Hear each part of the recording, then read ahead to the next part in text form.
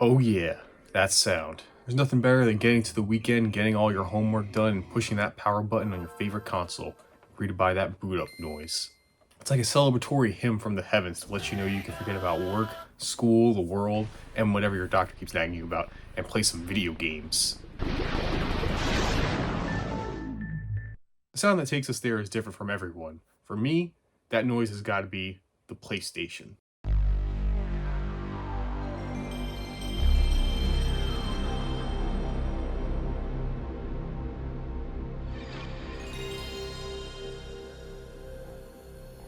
While I grew up during the time of the 6th generation of consoles, everyone was playing their fancy, PS2s, GameCubes, Dreamcasts, but my family wasn't that well off, so we couldn't afford the hot new console at the time. Luckily, this was before video game collecting was as big as it is today, and you can get some old consoles and games for really cheap once the new ones came out. So my parents got me and my brother a PlayStation and a couple of games for it. Man, there were so many games that I played on this thing that I still enjoy today and kinda helped shape who I am. Tony Hawk's Pro Skater 2, Tekken 3, Ape Escape, PaRappa The Rapper, Final Fantasy games, Metal Gear Solid, and so many others. Sitting here listing them all would take hours. However, in my opinion, there are 3 series that helped define the PlayStation and put Sony on the map, before they started making DVD players. I thought it'd be interesting to go back and play most of, if not all of the games in these series, because not only are they PlayStation defining titles, they all hold a similar fate of being innovators and mascots for Sony, but after the PS1 days, they all slowly faded into obscurity by unfortunately becoming some of the most basic and or bad games to crowd your local GameStop bargain bin. First up, we're going to look at the guy who without a doubt helped put the PS1 on the map, Crash Bandicoot. Good old Crash, he was the mascot for the PS1, had a guy dressed up as him in the PS1 commercials going outside Nintendo's headquarters just to piss on their sign.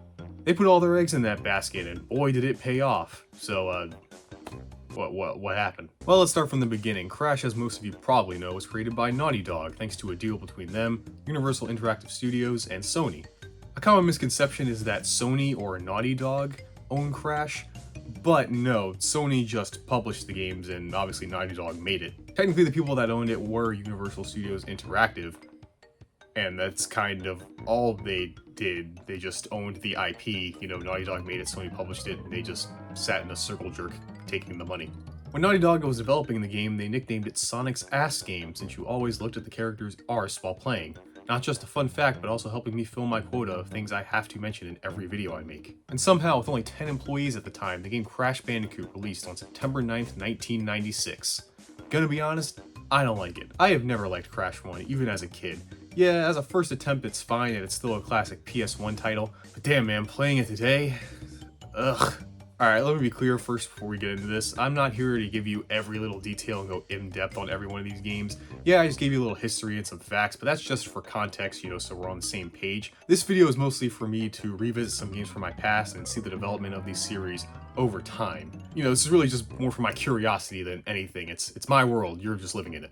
So I'm not going to be going much into the stories of these games, because I never cared about stories for platformers. To me, they're just set up to get us to what we came for, the gameplay.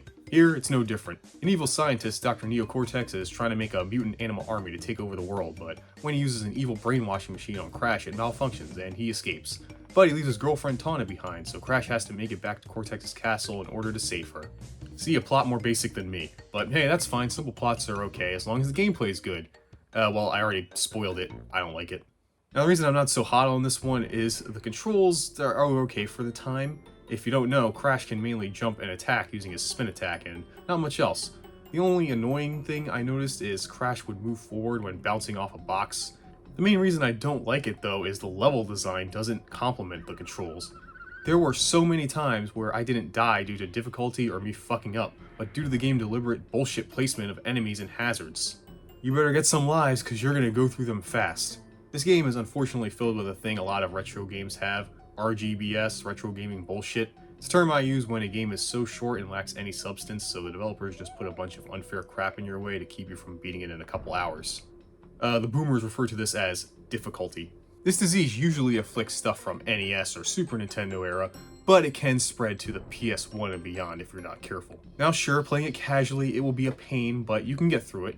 Trying to complete it though, so to complete Crash 1 you have to get all the gems. How do you get those? By smashing all the boxes in a level. Sounds easy. Except no, not only do you have to get all the boxes, you have to beat the level without dying. And get this, the game doesn't save unless you collect a gem or complete a bonus round. Yes, you heard that right. Even if you beat a level and you're done for the day, you can't stop there because it won't save your progression, so you have to go back to do a bonus level and then you can quit. What a pain in the ass. And don't go on about passwords, fuck passwords. Like, this game expects absolute perfection from you when it's busy cheating. I mean, yeah, as an experienced adult who's played this and many other Crash games since then, I can beat it in a couple hours probably. But when I was a kid, who just learned to not piss my pants, this game taught me to get pissed off. In my opinion, the original Crash Bandicoot on PS1 is not very good. I see no reason to play this or even emulate it unless you're like me and just want to see what the original was like almost 30 years ago. And you know, you're cursed to make YouTube videos for the rest of your life because you have no friends. Yeah, while today Crash 1 has its issues, at the time, it cemented him as a new face in the console wars. And if that game made you take notice, the sequel, Crash 2, made sure you couldn't look away. Talk about a glow up, Crash 2 improves on every aspect of Crash 1. He even introduces new character Coco Bandicoot, Crash's sister. Where was she during the first game, and where did she come from? What are you, a cop? This game introduces the crystals, the thing that would now be the staple collectible for the series. To beat a level, you can't just make it to the end anymore, you gotta grab the crystals along the way. And then of course, once again, you can get gems, the same way as before, except you can die as many times as you want and still get the gems fine. So your priority now is just finding all the boxes, no longer do you have to slowly crawl your way through a stage out of fear of dying and having to restart from the beginning. You can just continue from your last checkpoint. And then feel the absolute depression when you see you missed one fucking box. And the controls, oh baby, the controls are not perfect, but hey, they're way better than before. Crash can now slide and body slam, more to do than just jump now. It really controls fine. The main problem is it's just kind of hard to judge jumps with the depth perception so weird, you know? Who cares about all that, because you'll be having too much fun playing this game to even notice that stuff at first.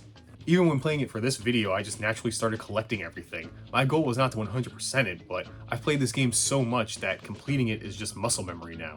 I know all the secrets and even some ways to cheat it. Now this game is Crash Bandicoot to me. Fun 3D platforming with some pretty good level design and the right amount of challenge and charm to keep you entertained. And the music, yeah, I didn't mention it in Crash 1 because it's alright. My problem with it is Crash is meant to be, you know, this cartoony mascot based on Looney Tunes, and the music doesn't match it. It's just so timid. Crash 2 though amps it up. Every level theme is a banger and has enough bounce to keep your head bobbing while playing. So yeah, Crash 2, it's a pretty good game. If I had to describe the feeling it gives me, it makes me erect. And then Naughty Dog made Crash 3 exactly 1 year later, and if I had to describe the feeling it gives me, I can't. Now, is Crash 3 the next evolution in 3D platforming? Kinda. It's not as huge a leap as 1 is to 2, in fact it plays very similar to 2, like almost exactly the same. Now this game introduces Uka Uka, the evil mask to Crash's Aku Aku, who I realize I haven't mentioned until now. He's like your health, it's a whole thing. Also, Entropy, a time-traveling smurf. He'll smurf you anytime. This is just an excuse to have the levels be based on time periods, which I love. Now it's not just jungle stuff or the dreaded sewer level. We now have more level variety, medieval lands, the prehistoric era, ancient Egypt, Agrabah. There are even new types of stages like vehicle levels with a motorcycle in an American desert, or airplane shooting levels. And for the first time, you can play as Coco, who I only realized today for some reason doesn't talk in this game despite doing it in the last one. But she turns Crash's animal riding levels from the past games into her stages in ancient China. Also, levels with water exist. One thing you may have noticed is I have not mentioned the bosses in Crash so far. That's because I've never liked them in 1 and 2, I never found them memorable. In 1, they're just, yeah. And in 2, they are better, but they just kind of show up out of nowhere, you beat them and forget about them, who cares? Here, before certain levels, the bosses taunt you and intimidate you to anticipate when you fight them. I love this. It gives them more personality, putting them in your head as you play, so they're not just some random asshole you beat in like 2 minutes. In fact, I remember these actually scared me as a kid. I remember just the floating heads with the PS1 polygons floating in this nothingness was really eerie to me until I found cheese strats. A new thing added in a Mega Man-like way, you now get power-ups after beating the bosses, allowing you to access new parts of levels you couldn't get to before and add new platforming challenges. And then after all that, this game adds another staple to Crash, the time trials, literally speedrunning levels to get relics, which are used to 105% the game. But if you don't really care about that, there's still fun trials to see how much you can optimize each stage. Once again, like Crash 2, I was naturally getting all the shit when playing for this video, which was not my intention. That's because this right here, Crash 3, I often consider to be one of my favorite games of all time. I don't really own a lot of physical games anymore, especially ones from my childhood due to various moves or other circumstances, but I still own my copy of Crash Bandicoot 3 because it's just that great. It's part of my childhood, you know? I can't get rid of it. It's stuck with me for life, just like all those emotional scars. And one of those emotional scars, unfortunately, is when I found out Naughty Dog did not actually have a fun time making this game. Now, I'm not too sure about all the details, but somewhere along the line, the dog and Universal started hating each other, as the dog was apparently pulling long hours to make these games, being overworked and never being listened to, and by the end of it were frustrated and wanted to move on to something else. But Crash, like I said before, was owned by Universal, so they had to leave him behind. After that, they began working on a kart racing game that originally had nothing to do with Crash, but Sony, who if you remember does not own their own mascot, convinced Universal somehow to let Naughty Dog use the Crash license one more time. And the result was Crash Team Racing. Again, another one of my favorite games of all time. Start your engines for a Sony Computer Entertainment America production. Yeah, I came again. Okay, before we get into it, again, don't care about lore, but this one is interesting. Not the actual story. It's about this alien nitrous oxide who wants to turn Earth into a parking lot, and only beating him in a race will stop him. Who cares? It's his existence that's interesting, as Naughty Dog, still pissed at Universal, I guess, put him in as a bad joke. They thought putting in an alien would be going too far and people would think that Crash jumped to the shark. Yeah, finding out a game developer put something in one of your favorite games out of spite is never a good thing to find out. But it also shows how much their eyes were clouded by hate, because they thought that in a series with mutant furries, mad scientists, ancient magical tribal masks, and time travel, people were gonna think the alien was ridiculous, yeah. The controls are great, the karts are fast, turn well, jump high, and the boost system, making you press the boost button at the right time while drifting to get an extra burst of speed up to 3 times. And also, characters have stats giving some variety, some being better at acceleration, turning, or speed, to fit what you like to play with. And the track designs are so varied and unique. No 2 courses feel the same, look the same, each having their own unique gimmicks and shortcuts to take advantage of, even if you're a friendless loser, like me, and can't play the multiplayer with the fancy PS1 boomerang. There are a variety of modes and challenges to do for single player. Like the adventure mode, where you go around a map doing races for trophies and beat bosses to eventually fight Oxide himself. Along the way, there are CTR missions where you have to find the letters C, T, and R in a race and come in first place. Crystal arenas to find all the crystals in the Coliseum in a certain amount of time to work on your turning and control. Time trials to test how fast you can really go. Even if you're by yourself, there's tons of hours of enjoyment here. Yeah, I'd play this fucker any day. Now, if you've not experienced the classic Naughty Dog games, being Crash 1 through 3 and CTR, I recommend you check them out, besides 1. Now, I know some people just aren't into retro games these days and don't even want to fuck with emulation. Well, you're in luck. As of this video, all of these games have been remade on every console. The Insane Trilogy, which collects 1 through 3, fully remade, and in my opinion, while 2 and 3, you can go either the remake or the original, the Insane version is the definitive version of Crash 1, not only adding auto-saving, but you can now die and still get the gems. You don't need to do a perfect run anymore, thank God. As for CTR Nitro Fueled, not only does it play just as good as the originals, but adds so many more characters, customization, and tracks, and features from the other ones. It's a little predatory, but still a fun game nonetheless. Yeah, I know, unfortunately Crash is now owned by Activision, and maybe Xbox by the time this video comes out if England has stopped cockblocking them. But seriously, if you want to play Crash, pick these games up. They are on every console, and it's 4 games for the price of 2. You can't say no. There's no reason. Go buy them right now. Play them. Now. But all that remakes and stuff, that's today. Let's go back to the turn of the millennium. Naughty Dog would ditch Crash and go on to be Sony's overhyped golden boy, making movies advertised as video games. So Universal needed someone else to make Crash, and it was a whole lot of someones. And even with the PS2 on the horizon, they still wanted to give that 32 bits of gray one last shot with Crash Bash. It's a party game. Unfortunately, it has one major problem: it sucks. So most people think, oh, okay, Mascot party game, it's a Mario Party clone. Nope, no board on this, it's just minigames, and for a minigame collection, there sure is nothing, only 7 minigames in the entire thing. You might think, well, whatever, just get some friends together and play the game anyway. Well, you can't even play all of it because 3 of the minigames are locked. How do you unlock them? You gotta do the single player mode. Here you're in a warp room like the main games, and then you select the game you want to do, you beat them all, you fight a boss, which weirdly fights like an actual boss fight. The minigames themselves are nothing special. You got this foursome Pong game, knock them off the stage with your bear, this overly long and tedious pogo game, and this overly long and tedious throwing shit at each other game. And guess what? You don't play it once, not twice, but to get a trophy to continue in the game, you have to win in a minigame 3 times. And an opponent can win 2, extending your time, which means, theoretically, you could have to play a game up to 9 times in a row. And for ones that don't end until the time limit goes down, like the pogo one, you can be stuck on one minigame, potentially, for 13.5 minutes. So you suffer through the games, you beat the boss, make it to the next one, hoping for something different, and here's where you realize as a child life is filled with disappointment as you just play the same games, maybe with some new thing or aesthetic, and then every so often there is a new mini game that you'll have to play another million times. Alright, well you beat those, you get to the next boss, and uh-oh, what's this? Gems and crystals, I haven't seen those, where do I get them? You'll never guess, you'll be so surprised. I definitely wasn't expecting it. You play the same mini games you just beat. Again. Oh boy, I was just thinking I should go back to play that minigame I just played, except with some bullshit modifier to make it even less fun. How'd they know? Alright, I can't stop hiding it. I think this game sucks. It's repetitive, boring, and worst of all, it's just not fun. So yeah, after sending off the PS1 with that, going into the next generation of consoles, fans were definitely not excited to see where this new direction of Crash was going. But going into it, we had to get another developer for it, because Eurocom didn't work out, so they got Traveler's Tales, who most probably know for the LEGO games, but of course we around here know them for the creators of Sonic R. That's right, twice in one video.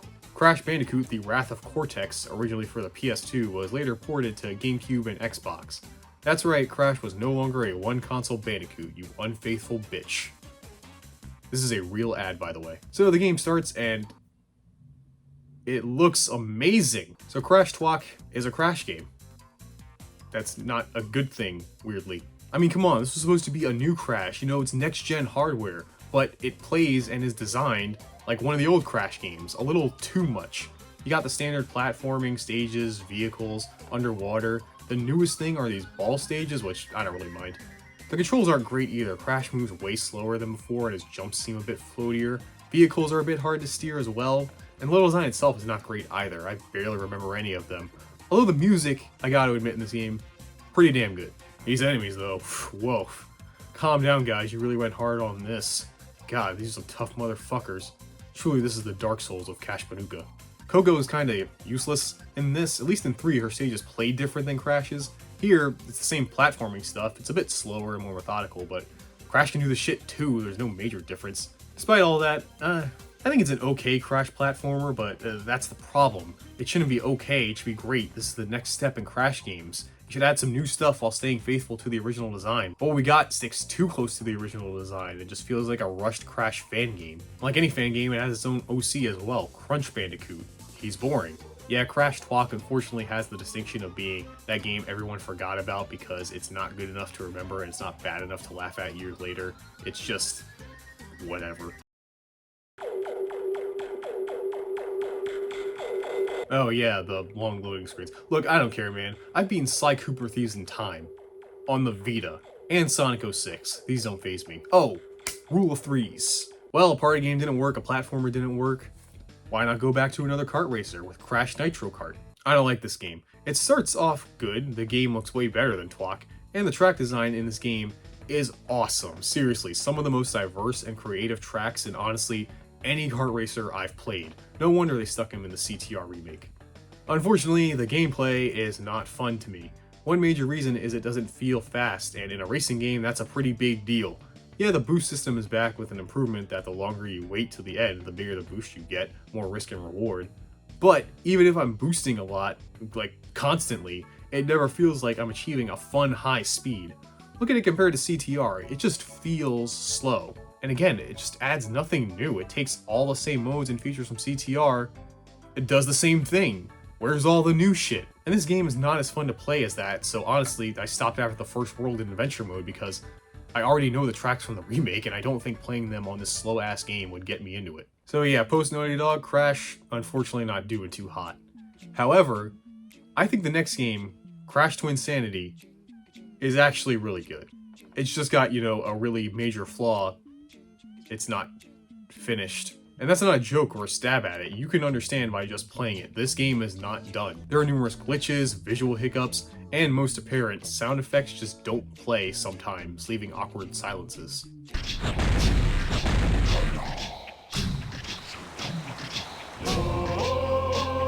However, I find the bulk of the gameplay to be pretty fun. Unlike previous games, this one is an open world Crash game, kinda sorta. Instead of levels, you progress through the game linearly through different locations that you can revisit at any time. Which means thankfully that box count doesn't mean shit anymore. There's as many of those assholes as you want, fuck boxes. To get gems, instead you do these puzzles or platforming challenges scattered around the world, but these are just for completion and unlocking some extras like artwork, not necessary for beating the game. The controls feel okay, not amazing, but Crash controls well enough. Anytime I missed a jump or anything, it never felt like it was the control's fault.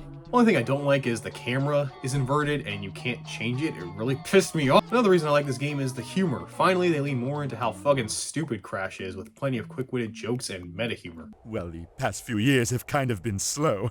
Wrath of Cortex didn't do as well as we'd hoped, and I'm a big fan of meta humor. Like, comment, subscribe. Also, the music is unique. All of it is done by a group called Spiral Mouth, who are an a cappella group, which means, yeah, this entire game's music doesn't use any instruments. Every sound you hear is done with their mouths.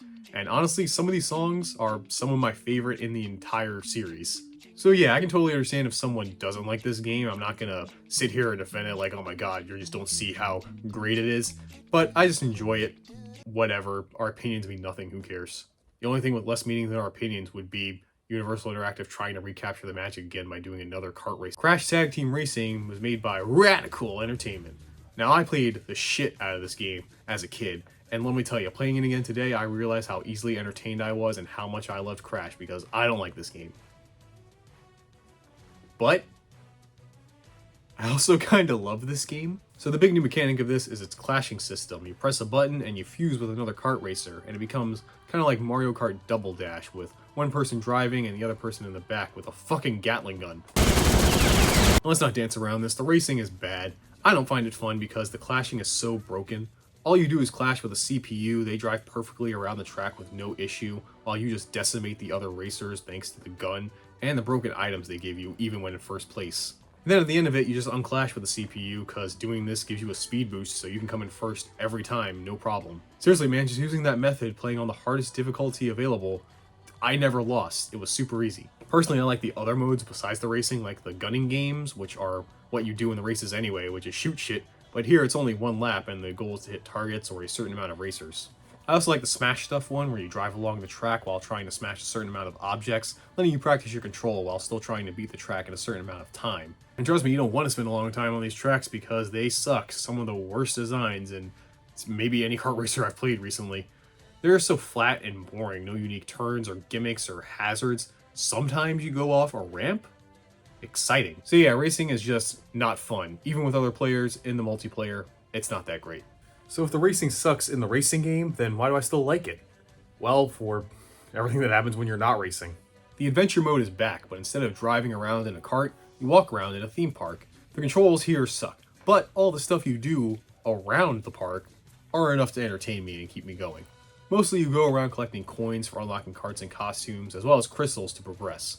But you can get these fun cutscenes called dioramas, turning Crash's old Looney Tunes-esque death animations from the PS1 games into collectibles. And I think some of them are pretty funny with great timing.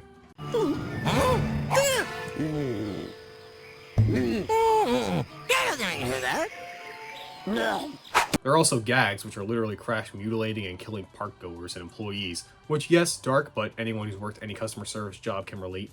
So yeah, the humor is, again, pretty funny, like Twinsanity. Leans more into 13-year-old fart joke humor than the last game, but there were some lines and delivery that got a chuckle out of me. They even made that boring OC Crunch Mr. T. Crash! I'll say Crash, boy! Come help out the Crunch! Crunch needs him some coins! Gonna play the whack-a-mole game! But I need coins to do it! Go get me a pile of coins! And brush your teeth! See, now he's not boring anymore, he's just annoying. Definitely my favorite characters in this game, though, are the park workers that sell you the crystals and costumes. I swear, the voice actors were told to just do whatever. They were given no direction. Like, this shit is unhinged, and I'm here for it.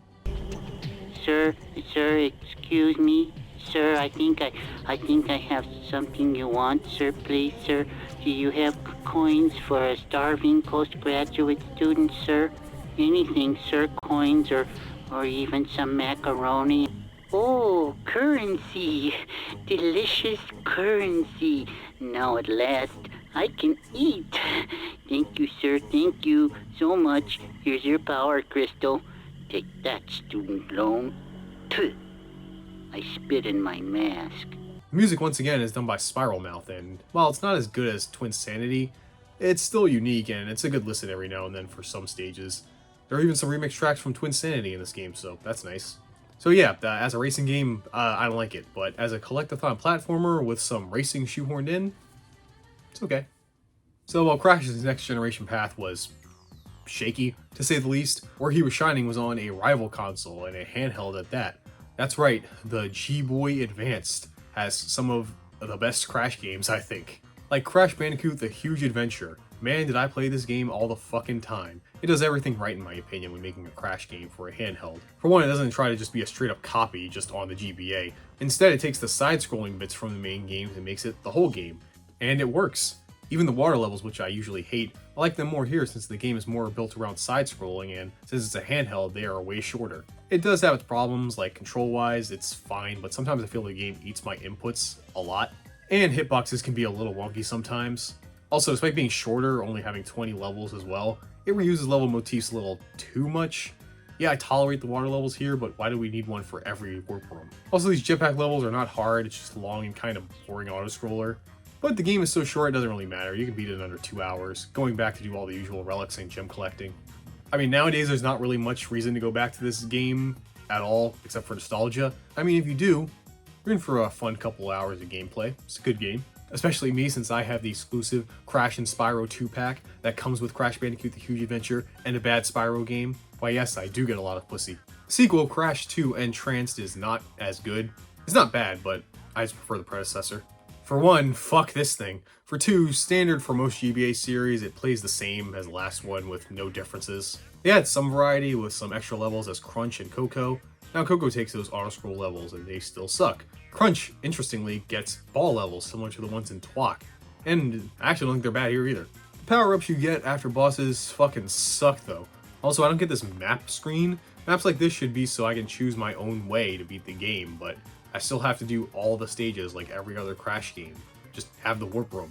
Once again, you can beat it in like an hour, but ultimately it's just okay. It's not bad, just eh. Speaking of why not briefly look at Crash Nitro Kart for the GBA? That's right, they made a GBA version.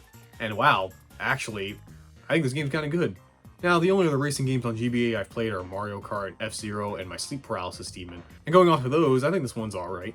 Mostly because unlike the console one, it feels fast and great, boosting all the time. I feel like I'm actually getting somewhere. It feels satisfying and fun.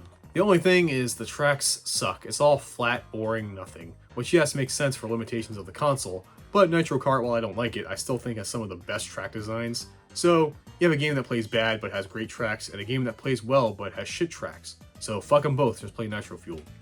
Now there was one more Crash game made for GBA, and to a lot of people's surprise, it's a crossover. That's right, they finally crossed him over with everyone's favorite purple dinosaur. Sorry, second favorite. Crash Purple Ripto's Rampage sucks. But, hear me out, okay? As a crossover game between two PlayStation characters, it's garbage. But as a minigame collection to keep your kid busy in the back of a car for an hour, there are worse options, believe me.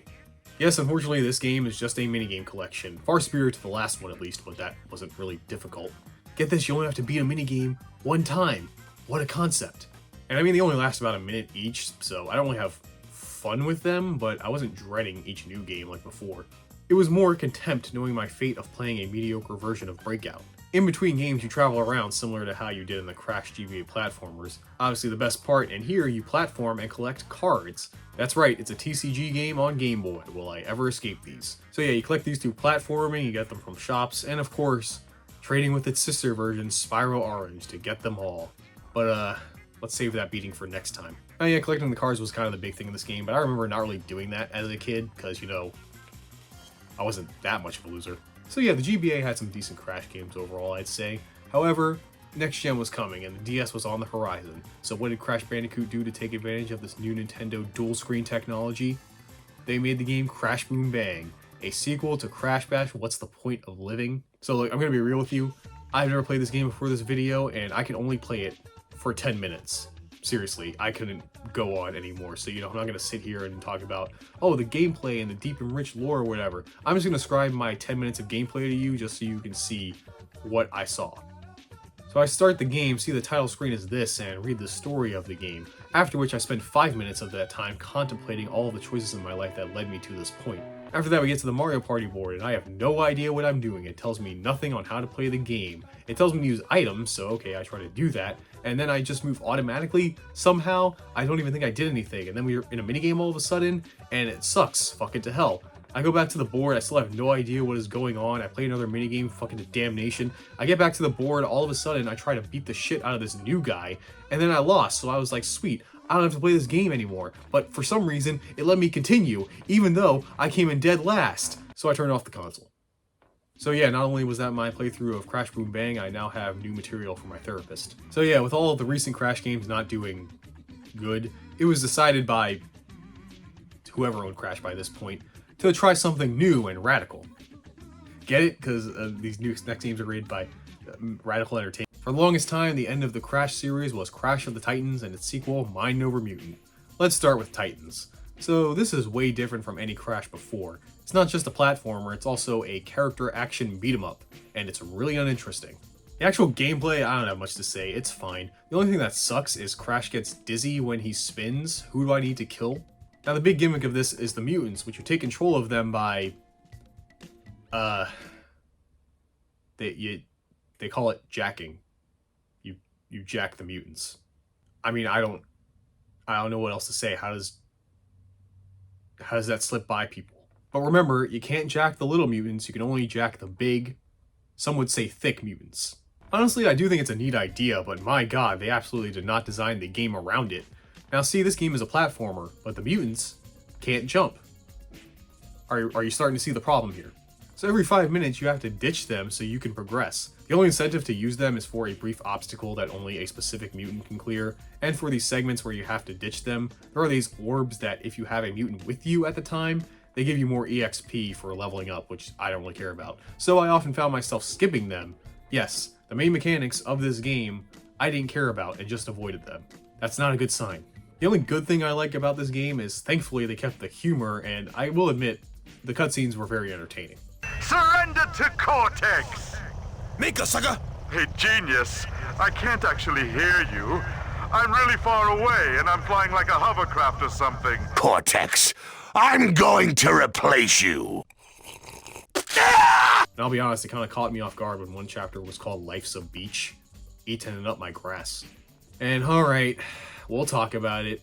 Yeah, this game did some redesigns to the Crash characters. Honestly, most of them I'm fine with. I care a lot less now as an adult than I did as a kid because, you know, I have real things to worry about now, like taxes. I mean, I'm still not sold on Crash himself. I still think he dresses like a douchebag. And the two worst ones are definitely Uka Uka, who needs to go to a dentist for that overbite, and Tiny, who is just a realistic tiger in an army uniform. Also, his personality is the only one that got a really drastic change. He used to be just a dumb meathead. Now he's this. Crash, I really am cross with you. I'm just trying to do my job, and you go and cause all this chaos. I wish some sort of reconciliation was possible here. And frankly, I'm still mad about the last game. You didn't even invite me. That really hurt. Get it? He acts like this because he's a pussy. Honestly, the worst part of this Crash game to me is that it's a Crash game.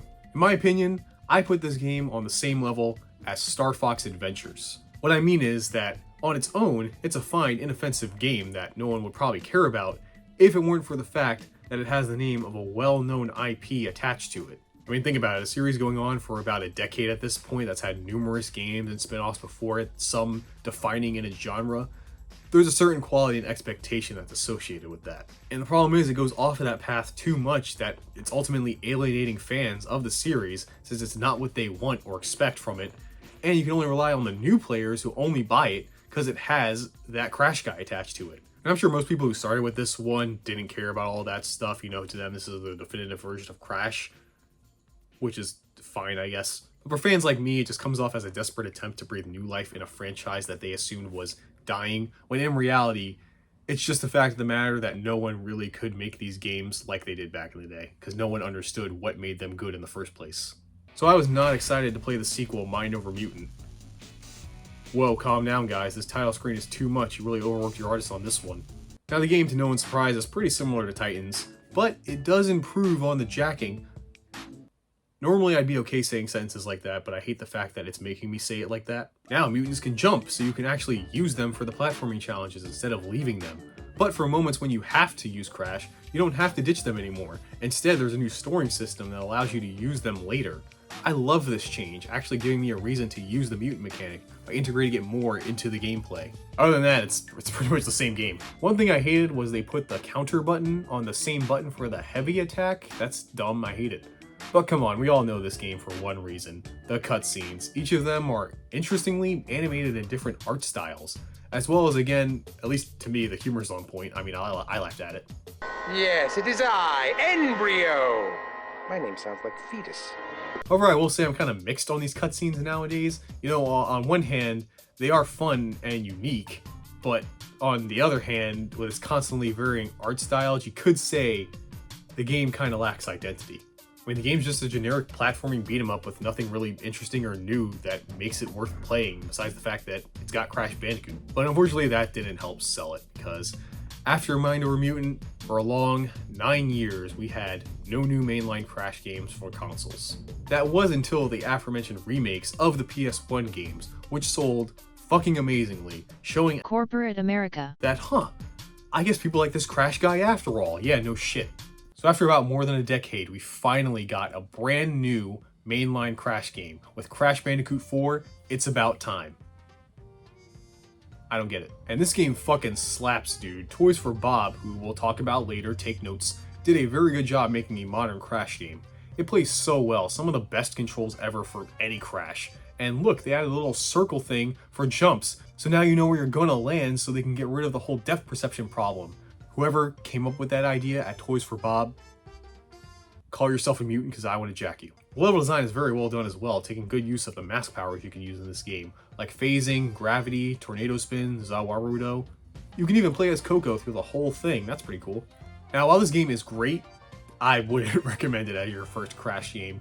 You can tell it was made specifically for Crash fans, with certain secrets, how collectibles are hidden, and even the story. Oh yeah, games have those. I mean, even if you do pop your Crash cherry with this, I still think you'll have a fun time, you know, just playing through it casually. Because completing this game is some of the most tedious bullshit I have ever experienced in a video game. So standard to Crash, you got the gems, right? You break all the boxes, you get the gem. Also, there are hidden gems, okay? And one for collecting a certain amount of Wumpa Fruit, actually making those things useful for more than lives. And you know those things were useless because we're near the end of the video and it's the first time I'm mentioning them. Now that's all well and good, but there are also inverted stages, which is the same level, again, but mirrored and usually with some bad filter over it. Some admittedly are cool, others ruin my eyes. But this means in total you have to play each of these stages at least, if you know where everything is, twice. But sometimes not. Cause see, there are other playable characters in this game. Cortex, Dingodile, who's one of the bosses, it's kind of a weird choice, and some new version of Tawna that they updated to a different furry fetish. Tawna plays mostly the same as Crash and Coco, but with a grappling hook. Dingodile is more about sucking and blowing, god no one tell him about jacking. And Cortex is a slower, more methodical puzzle platformer. This would be fine, except their stages are not their own, you only play them for a little bit, and then switch back to Crash or Coco in one of the stages you already beat, playing it from about halfway through that stage. And these stages have their own individual gems and crates, as well as an inverted version. So again, knowing where everything is, some stages you have to play 4 times at least to get everything. And the levels, while good, are nowhere near as short as the originals. One stage in this game could equal the length of 2 stages, or even 4 in the original. Not to mention, there are these things called flashback tapes, which house their own challenge rooms, which you can only get by getting to its location in a stage without dying. Speaking of not dying, not only are there gems, but for some stupid reason, there are these things called perfect relics, which you get from breaking every box in the stage and beating it without dying. Yes, like Crash 1, the thing which the remake got rid of because of how unfair and stupid it was. So if you're going for 100%, you can't even die, or you have to restart from the beginning. which is not necessary. You know, they tried to drag it out, I guess, because they wanted to make the game equal like 3 hours or whatever, you know, like a regular game. But it's a platform, man. You just beat those in like a couple hours. In fact, do you want to know on average how long it takes most people to 100% this game? Well, according to howlongtobeat.com, it takes about 80 hours for the average person to collect everything in this game. That's the length of a JRPG. Now again, as just a game playing it to beat it, it's amazing, probably one of the best platformers of recent memory in my opinion. Completing it though is way too long and gets very repetitive really fast.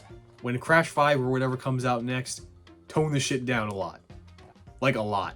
Like seriously, it's so much that years later, I still have not to this day 100% this game. Cause it just doesn't seem fun to me. Why would I bother wasting my time with it? So yeah, as of this video, that's all the main series Crash games that have come out. Probably when this video is done and you're seeing it, the newest Crash game, Crash Team Rumble, that was recently announced, should be out. I'm not really going to talk about it or add my thoughts in it at the end here or anything because, well, a team-based 4-on-4 Crash game just doesn't appeal to me. I don't really want to play it. I mean, hey, I want the game to be great. Like, I want it to be good. I hope it is, because I want HR Nightmare to see that this is a series worth keeping around and they keep making games for it. And hey, maybe if Xbox owns this by the time you see this video, they can start pushing out some platforming games again and we can just keep getting more Crash. We all want more Crash, right? And hey, Crash fans, we should all be happy that the fact that we're still getting Crash games to this day. That's amazing, the fact that he's still relevant in today's popular culture. Because, well, let's be honest. It's better what happened to the other guy, because we're not getting any more Spyro games anytime soon.